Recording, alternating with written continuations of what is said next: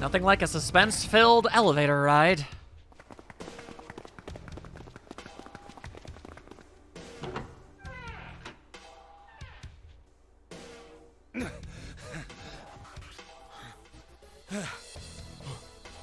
Junpei and Seven had finally arrived at the church, exhausted and out of breath.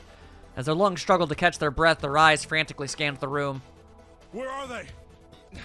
I don't see them. You think they already went through? He reached up to wipe a palm full of sweat from his brow. Maybe. Even as he spoke, Junpei was already on his way to the larger of the number 9 doors. Let's check the red. The display panel read vacant. He spun around and headed toward the smaller door. The red would tell him if Ace and Lotus had moved to another room. Engaged. It's occupied.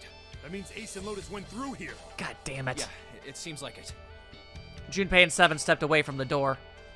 And they retreated to the center of the room and began to talk. What do we do now? I have no idea. Yeah. What should we do? Well, the big door is still vacant, but... We have 3, 7, 5, and 6. I don't know if that Two of us works. can't do anything with it. Yeah, not even counting how our digital route isn't 9. Just then, as they were pondering what to do next... The knocking! There was a noise. A noise like someone hitting a thick wooden panel. What's that sound?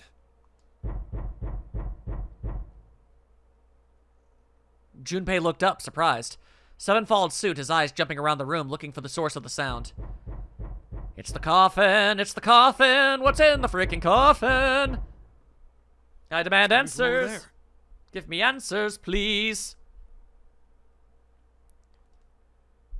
Wasn't long before they found the altar, or more precisely, what was on it. The coffin. Yeah.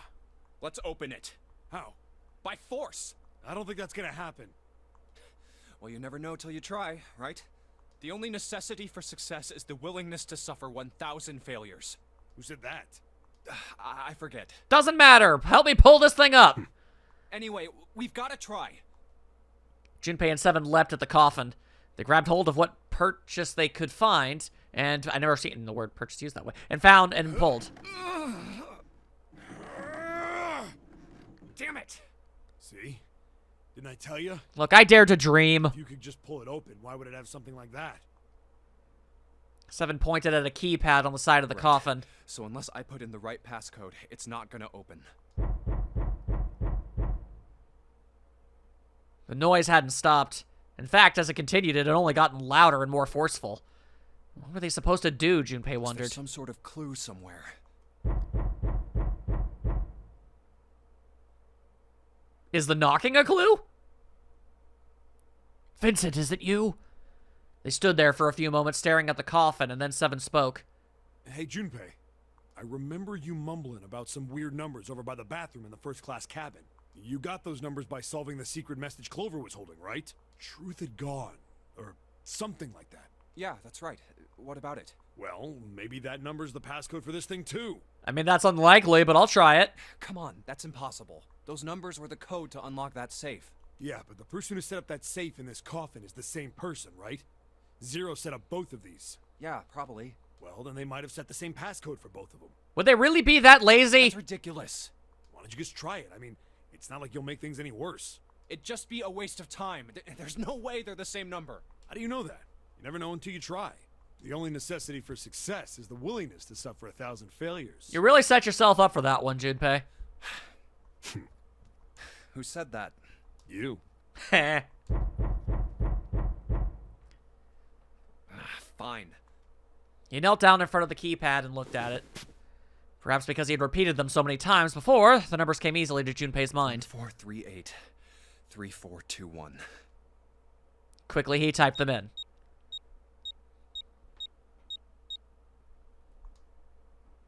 He checked that he'd entered the right numbers, took a deep breath, and pressed the E button. It only took a moment. Well, God damn it actually You gotta be worked. kidding me. That is... I would not have expected Zero to be so lazy with his password management. That's a security hazard right there. There was a click. Please don't let there be a chainsaw maniac inside. And with a heavy clunk, the lid of the coffin slid off onto the floor. Someone sat up from inside. And it was Snake. Hi! You? Why? Ah, those voices. Junpei and Seven, unless I'm mistaken. You are not. Where are the others? Are they elsewhere? Oh, no. I've got bad news. Of course, there was no reason Snake would have known anything about where anyone would be. Junpei and Seven looked at one another. There was a great deal he needed to know, but they had to tell him something. However, so they began to talk. Snake explained to them how he came to be locked in the coffin. Apparently, he had been hit with some sort of knockout gas, and Junpei and Seven explained what had happened to the rest of them. I see. I believe I got the gist of everything. Have I been sufficiently caught up? I don't know, did we tell him? No, there was one thing they'd kept from him. There was one thing, however, that neither Seven nor Junpei could bring themselves to say. That Ace had killed Clover. They feared that if Snake knew, he might, well, go insane. Yeah. They decided as much by a look the moment Snake had climbed out of the coffin. Still doesn't explain why you were trapped in here. We've still got no clue about Zero's true identity, let alone why the hell he's doing all this. Considering I thought it was you, or thought it was Lotus. Apparently it's neither. Why I did guess. you put Guy X in Snake's clothes? I guess maybe unless Lotus is in on this whole thing. Unless it's like a conspiracy upon a conspiracy, I don't even know. Is all this stuff somehow related to that notary game that was played 9 years ago? Also, who was Guy X? Hey, Snake, do you know anything? Junpei put the question to Snake. His answer was less than illuminating. What are you talking about? I apologize, but I have no idea what you're saying. Okay, well that's obviously a lie. It seemed as though Snake was perhaps not being entirely honest, but that knowledge did Junpei and Seven little good. Come on, just tell us if you know. I don't know what to tell you. How can I know something I don't? No matter how many times they asked, he insisted that he knew nothing. It was becoming clear that Snake wouldn't give in, and every second they spent asking him was a second wasted. Bad. We're running out of time. We need to go after Ace. However, they stood in silence, the overpowering atmosphere of the chapel almost stifling. And how did they get your bracelet off? Junpei, Seven, and Snake simply stood, at a loss for what they should do next. What do we do now? He glanced over at Snake's wrist. Sure enough, he could see the 2 on the bracelet on the... Wait, what? The 3 of us can't make a digital root of 9. There were 2 bracelets for 2?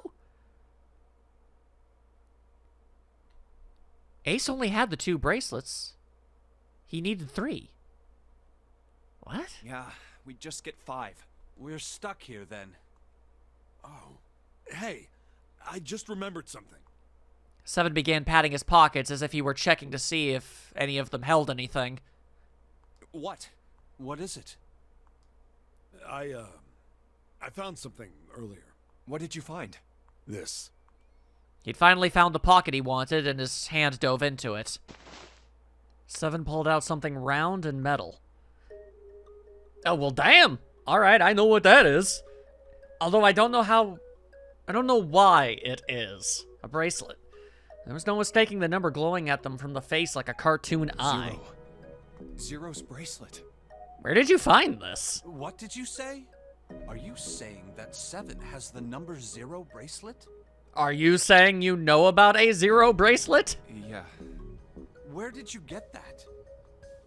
Snake's question was innocent enough, but if he learned the truth, if he'd been able to see, he would have noticed Seven look away. Clover gave it to me. Ah, alright, so she still yoinked it. Good to know. She did? Yeah. How did she come by it? Well, she found it. You see, on the other side of door 1, A deck, in the captain's quarters. She asked me to hold on to it because it was too big and bulky for her to be lugging around. Expertly lied, my good pal. Expertly lied. Yeah, he is. Whoa, yeah, he is. Junpei could tell right away that Seven wasn't telling the truth. You even told us earlier. I haven't actually looked at it yet. Didn't want to disturb the crime scenes, you know? Basic stuff. Well, I did borrow one thing. Ah. He probably said that so Snake doesn't find out about Clover. Yeah, I mean, he's gonna have to find out eventually, but... maybe not right this moment. Alright, Junpei. Been nice knowing you. Eh? Wait, what? 7 plus 2, 0 equals 9. Come on, man. I'm just kidding.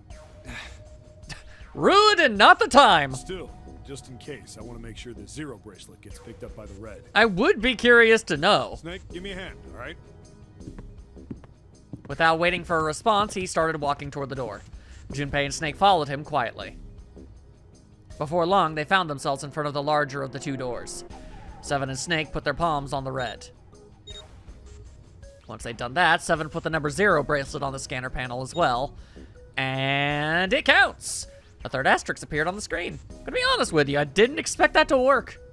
No, they just need to pull the lever and the door would open. And so they did. Huh? Why isn't it opening? What do you mean, error? Well, the third asterisk lit up, so it must have registered the zero bracelet. Maybe it isn't actually 0.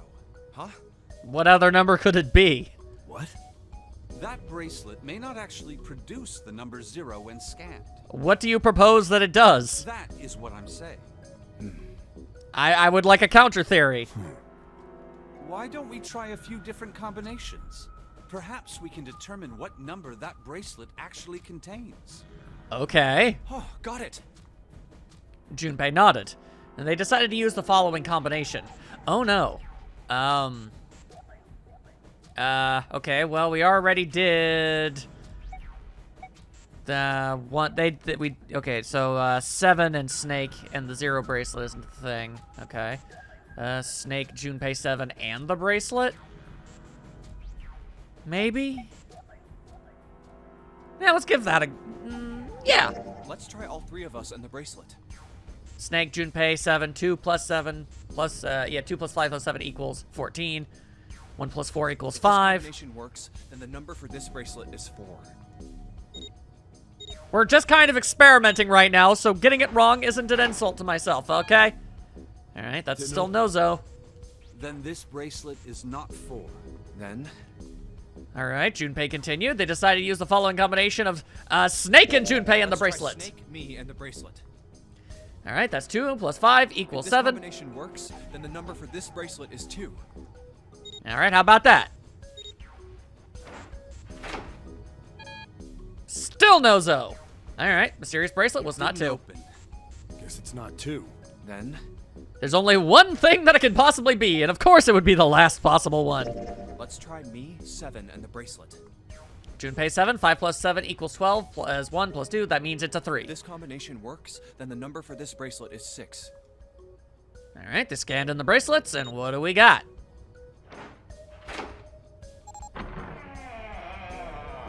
Wait, this is the 6th bracelet then? It opened.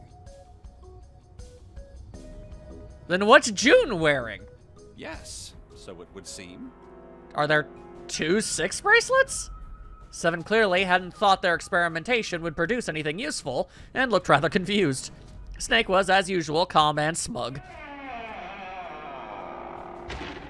Well, that's confusing. The door slid closed. Junpei's forehead furrowed as he That thought. means the bracelet is actually 6. 5, 7, 6 equals 18. 1 plus 8 equals 9. How is that possible? The display on the bracelet clearly shows a 0. Suddenly, from somewhere far beneath them, they heard the creak and groan of tearing metal. With it came the sound of water pouring into parts of the ship that had until recently been dry. Oh man, that's not good. I guess our time's just about up, huh? Okay, yeah, that's a problem. At any rate, we know now that the door can be opened. Let's go. But, Snake, are you sure? Yeah. You know that only Junpei and I can go through this way. You needn't worry. I have a solution to this problem. I am very interested to learn what it is. My last resort. But if now is not the time for last resorts, then when? Last? Resort? I am curious. You may continue. Wait, what? Oh, no. Okay, sorry. I was confused on that one. Alright, looking for the dead. And we apparently found it incredibly easily. Fair enough. Okay. Junpei 7 and Snake ran full tilt down a long straight hallway. They were headed for the stern of the ship and had no time for distractions. As they ran, 7 spoke. Gotta admit, you really surprised me there, kid. I couldn't figure out how the hell you were gonna get out of that one. How come you didn't do that right off the bat? As I told you, it was a last resort. What did he do? Had I used it at the beginning of the game, I would have come under a great deal of suspicion.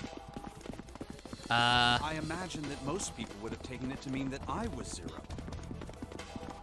I'm confused. Once they'd convinced themselves of that, I wasn't optimistic about my chances of making it out of here alive, let alone unscathed.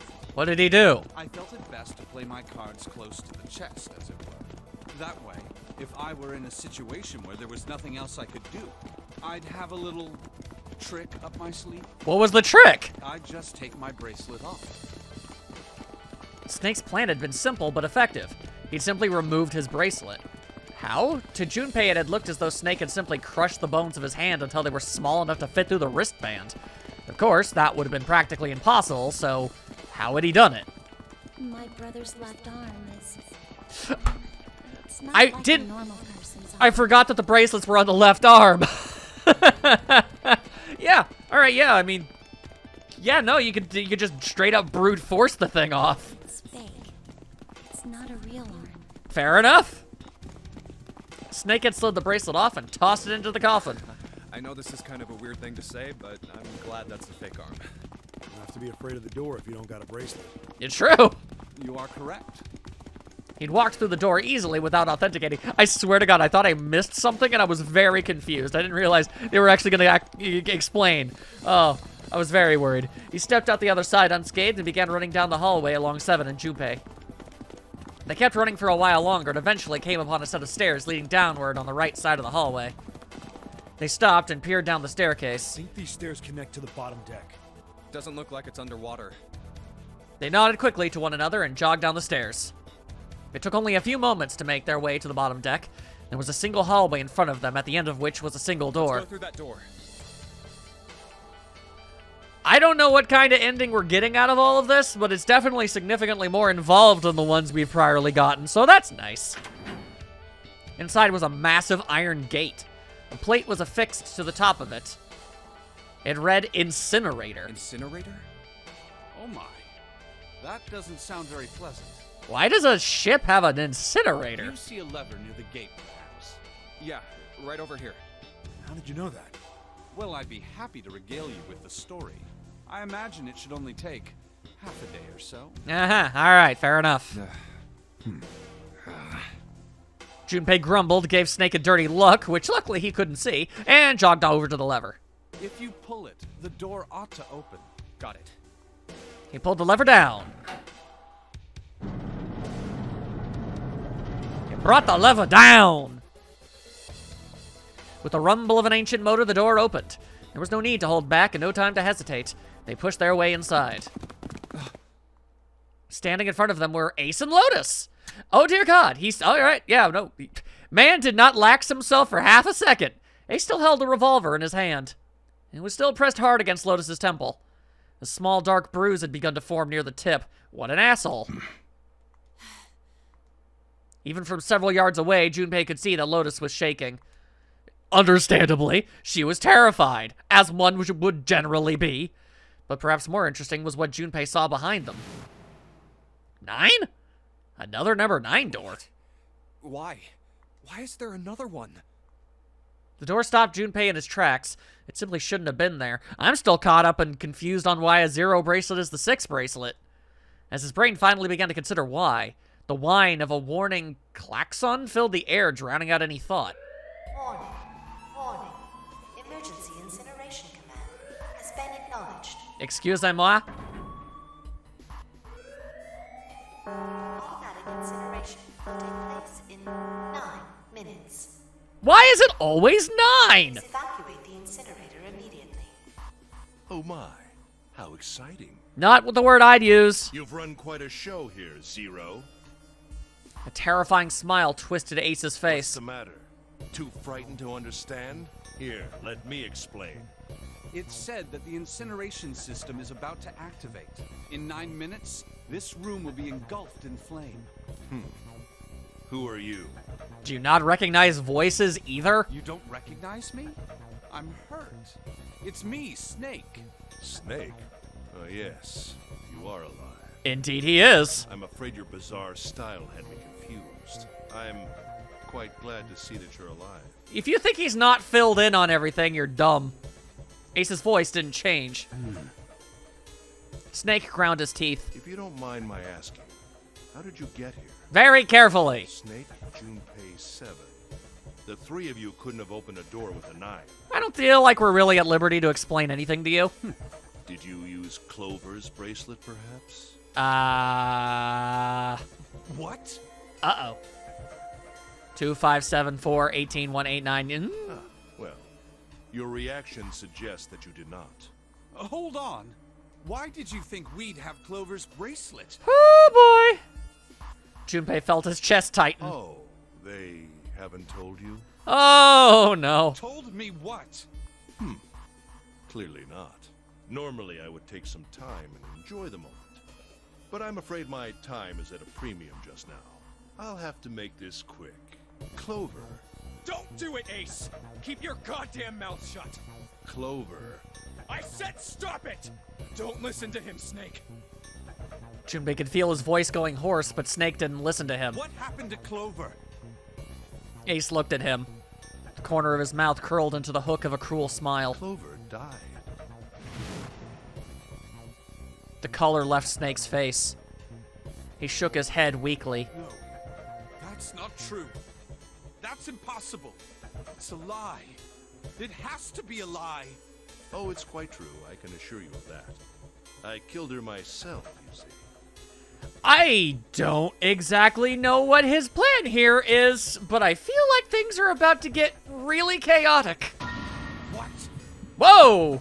I'm sorry, did I stutter? I killed her. Snake's face twisted into a mask of rage, mottled red rising dot to dot his pale skin. His entire body shook. He looked to Junpei disturbingly like a demon. I would have rather she died with less suffering. A bullet in her brain, perhaps, would have been ideal.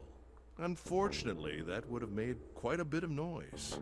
Circumstances being what they were, I was forced to settle for the knife. The one the ninth man had, you remember. Does he really think this is a good idea? I believe I caught her just below the shoulder blade. I was rather lucky, in fact. My first thrust went right between her ribs. Her flesh was so soft. Jesus Christ. My knife slid in so easily. There was no resistance. That feeling was... I confess, I feel rather excited. It is a powerful memory. I am both scared, disgusted, and very freaked out. Someday, perhaps, I hope I can feel it again. Incineration will begin in 7 minutes. I'm going to kill you. Snake's words were a guttural growl, barely audible. What was that? I'll kill you. I'll kill you. Ah, so you're going to kill me. I feel like he might. Please do. Come now. I'm waiting. Don't do it! Don't listen to him, Snake! Stop it, kid. He's screwing with your head. Is there a problem? What are you waiting for, boy? Don't you want me to send you to join your sister? Don't! The Snake! Don't do it! But Snake could no longer hear them. Snake could no longer hear anything.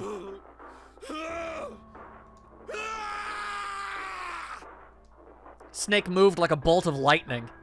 His scream echoed through the incinerator chamber, full of rage and despair. Snake! Snake! Duh!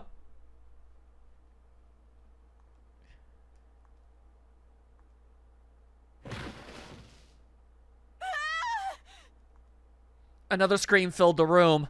It was Lotus. She ran across the room toward Junpei, her eyes wide with terror. Lotus! Hurry! This way! Snake's ill-fated attack had loosened Ace's grip on her, and she'd made a run for it. She reached Seven and Junpei and ducked behind them. Incineration will begin in 5 minutes. Give me the woman. No. He raised the gun. I need her. Without her bracelet, I will be unable to open this door. I like that you couldn't do that. That's a good thing. 189, 18, 189. Quickly now. I don't have time for your shenanigans. Unfortunately, that's literally all we have at our disposal. In the center of the room, Snake's body lay eerily still. He looked like a human larva, prone and vulnerable on the floor. I see. Then it would seem I have no choice. The rest of you must die as well. Fortunately, I have 5 bullets left. 1 for Junpei, another for Lotus, and the last 3 for that lump of idiotic man you call Seven. I will take Lotus's body with me and leave this room. Incineration will begin in 4 minutes. Well, it looks as though our time together is at an end. I rather enjoyed playing with you. Damn it! Junpei could see Ace's finger tighten. He could see it begin to squeeze down on the trigger. His body tensed, preparing for the catastrophic impact of hot lead against human flesh. Goodbye. Then it happened. Kill you? Excuse me? Snake stood up. What? No, that's impossible. That's a bullet straight in the gut! For the first time, Ace's composure broke. With obvious effort, Snake lunged forward, one step closer to Ace, then another. He looked, for all the world, like a zombie. I'll kill you. I'll kill you. His voice was the mournful wailing of the undead. Stay away from me. Get back. Stop. If you come any closer, I'll... Get away from me. Little by little, Ace was retreating. Snake didn't stop. He continued his stiff, inexorable approach, his eyes twin pools of pure fury. Listen to me. I said don't come any closer. Shit. You bastard. Jesus! Ace's revolver leapt 5 times. 5 times the air in the incinerator was split by the crack of a bullet. Snake's body twitched as 5 clouds of blood and torn flesh leapt into the air across his body. A fine pink mist drifted from his body and disappeared. Ugh. Junpei didn't have time to ponder what that meant before. And then his strength was gone. His legs crumbled and his broken and battered body slid to the floor. Incineration will begin in 3 minutes. Finally, you're... But Snake wasn't done. I'll kill you. What the hell is he? Even as the pool of blood beneath him grew, he began to move. He half crawled, half slid toward Ace. One bloody arm wrapped itself around Ace's leg, You won't get away. and the other gripped his thigh with strength that should have been long gone. You son of a bitch. You're a monster. Get off me. Let me go, damn you. He kicked at Snake with his free leg, driving his foot into Snake's face, his arm, his shoulder. It made no difference. Snake refused to release him. Once a snake has ensnared its prey, rarely does it release it. This is it, Ace. We're going to burn to death together. What? Incineration will begin in 2 minutes. Yeah, damn it. Damn you. Get off. Let me go, you monster. Okay, look. Think about it this way. The way I see it, there's only one monster in this room, and it sure as hell ain't Snake. My company owns a wonderful hospital. It has excellent doctors. You're not wounded too seriously. I'm sure they can fix you up easily. What do you mean you're not wounded too seriously? You shot him 6 times with a revolver. You don't have to die. You could be saved. Just let me go. What kind of bargaining chip is that? Does he not even realize why Snake is doing this? Is Ace truly so stupid? Pathetic. Begging for your life. Then Seven and Lotus began to speak. Junpei could hear tears in their voices and their words restrained. Snake, that's enough. You can stop now. Yes, he's right, Snake. You've done enough. Come on, Snake, let's go. Let's get out of here. You have to come with us. We have to leave together. Snake turned toward them. He coughed and blood splattered across the floor. Then he smiled a sad sort of smile. I apologize, but I'm afraid I can't do that. You'd best forget about me. You need to leave soon. I'm not a doctor. I'm not a ballistics expert. I don't know a lot about a lot of things.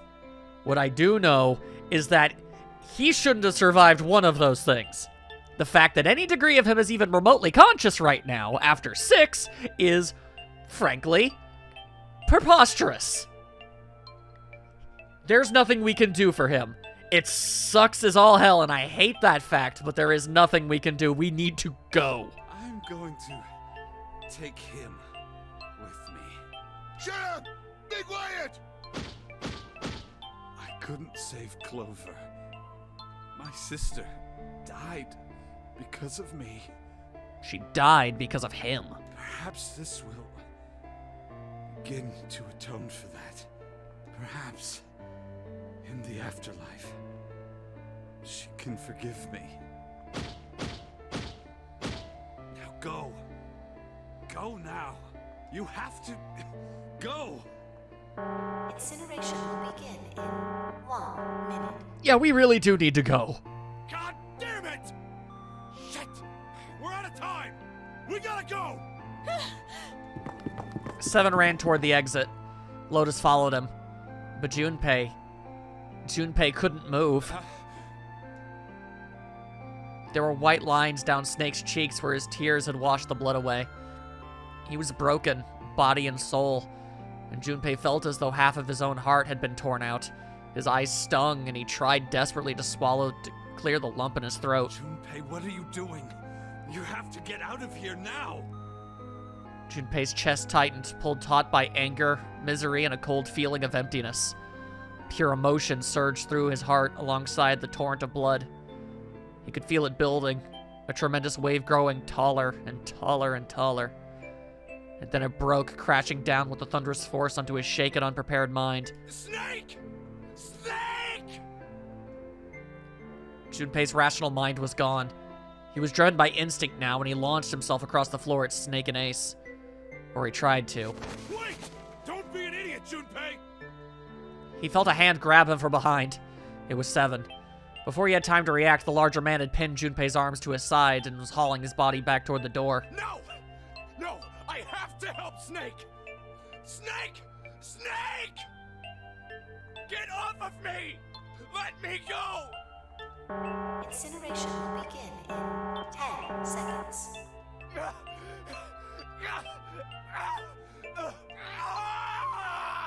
7, 6. Damn it, I don't get a choice, kid! Don't blame me for this, alright?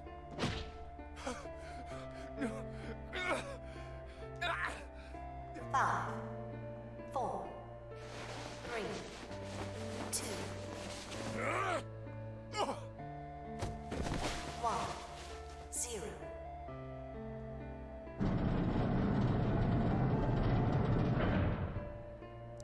Gates 2 and 3 are locked down. Beginning incineration.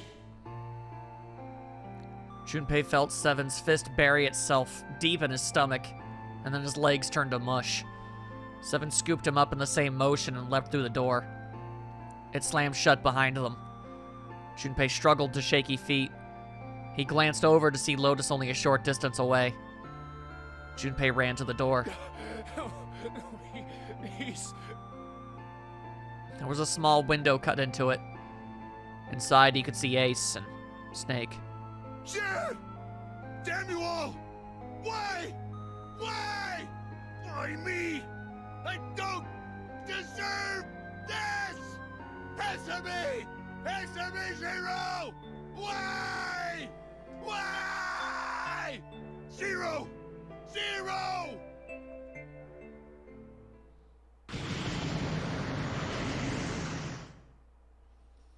Zero!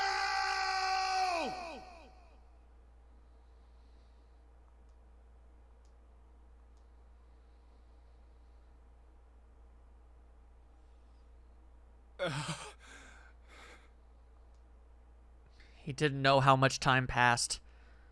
He didn't know how long he stood there in front of the incinerator. He looked to the side. Lotus's face was ashen, and if not for the hand she'd put against the wall, Junpei didn't think she could have stood. Seven looked old and tired and used. His eyes stared at the floor, seeing nothing. Junpei said nothing. He simply began to walk toward the open door and the hallway they'd come down earlier. Hey, wait! Junpei! Junpei, where are you going? He blinked when their voices broke the silence. He stopped. You stay here. I'll go get Santa and June. You're gonna bring them here? How? Don't worry about that. Just stay here and wait, alright? He began to walk again. He looked over his shoulder and watched Seven and Lotus grow smaller and smaller. They stared back, not moving. He wasn't sure if they could. He turned around again. He knew where he was going. I saw an elevator on the way here. If I can get it to work, then maybe... Before long, Junpei found himself in front of the elevator. Next to the door was a button with a triangle on it. Please work. He pushed it and the door opened. Yes.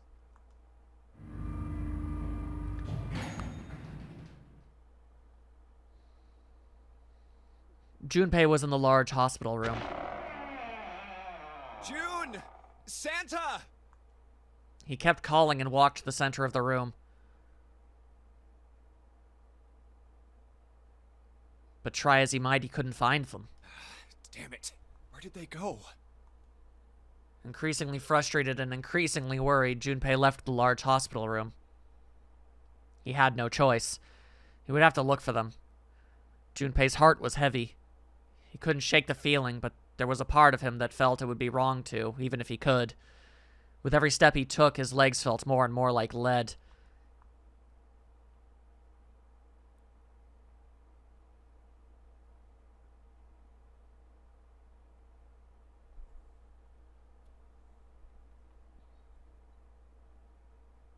Where are they?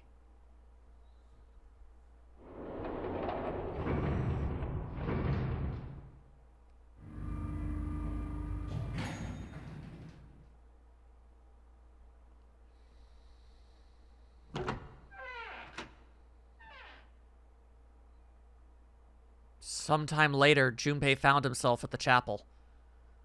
He stepped inside expecting to find nothing, but there on the red carpet at the center of the room... June? No, code names didn't matter any longer. She was Connie. Connie! Junpei cried her name and ran. Like lightning, he ran across the room toward her. Connie! He stumbled to a stop.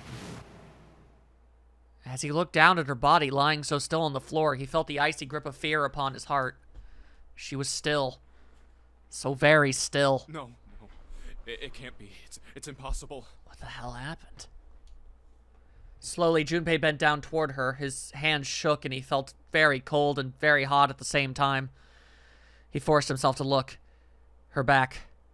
Her back was moving. Slowly, it rose and fell. Relief washed over him. Connie! Junpei reached down and gently, very gently lifted her up. Connie, are you alright? Jumpy? Her face was pale and her lips were dry and cracked. Her eyes were blank and cloudy. They stared straight at Junpei but saw nothing. Trembling, Junpei wrapped his arm around her back. She was cold. Very cold. Junpei tried to convince himself that it was only his imagination, but she felt as though she were fading away. He could feel his heart pounding frantically in his chest. Oh man. Connie, what the hell happened to you? You feel... Jumpy, I'm sorry. Her voice was very faint. I might not make it. What happened? No way. I am going to let you die. I am going to save you. I promise. Thank you, Jumpy. Thank you so much for everything. I was really happy to see you again, Jumpy. Really happy. Don't give me that I was crap. You're gonna see me again lots more times. You just gotta hang on, all right, Connie? Jumpy, did you know you meant a lot to me when we were kids? I've liked you for a long time, Junpei. A really long time. The game is really making me go through this a second time. Junpei's vision had gone blurry. It took him a moment to realize his eyes were filled with tears. He could feel a piercing point of heat deep in his heart, like a white-hot flame. He looked down at Akane. There was a crack of static from above his head and a voice spoke. Zero. You son of a bitch! Where are you hiding? Junpei frantically scanned the ceiling for the source of the voice.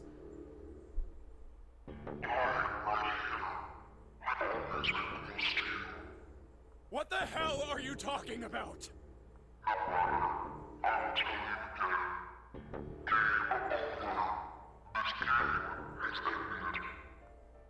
No. No, it hasn't. I'm not gonna let it end yet. I'm gonna get out of here with Connie. Why? The wrong path?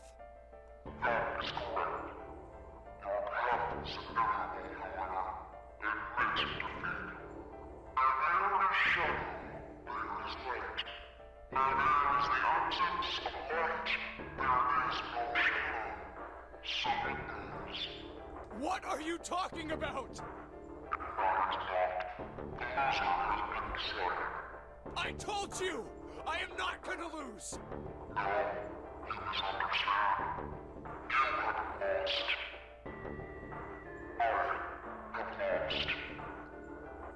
What? What? Junpei didn't have time to ponder what that meant before he heard the door slam shut behind him. He spun around. There was no one there. Was it Zero? Connie, wait here. I'll be right back, I promise. She managed a single nod.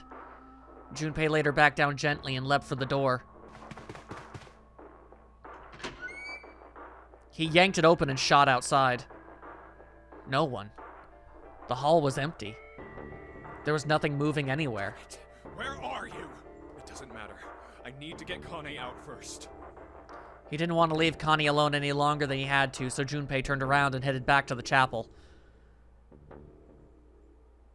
What? Connie! She wasn't there. She wasn't anywhere. She'd been lying there on the floor just moments before. And now she was gone. Oh God. No. No. Where is she? Connie. Connie! Connie! Connie! His cry split the heavens themselves. He screamed until his voice gave out. Then he screamed some more. But there was nothing. No answer. His voice faded away and all that remained was cold, unfeeling silence. That was when he noticed it. Huh? A strange smell. One he'd smelled before. Wait. This is... white smoke. 9 seconds later, Junpei's mind winkled out.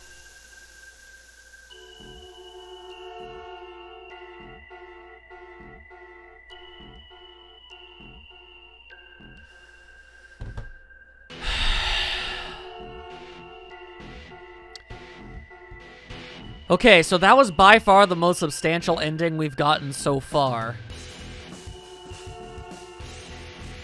I can only assume what happened there is that ultimately the boat sank with everyone on it at that point.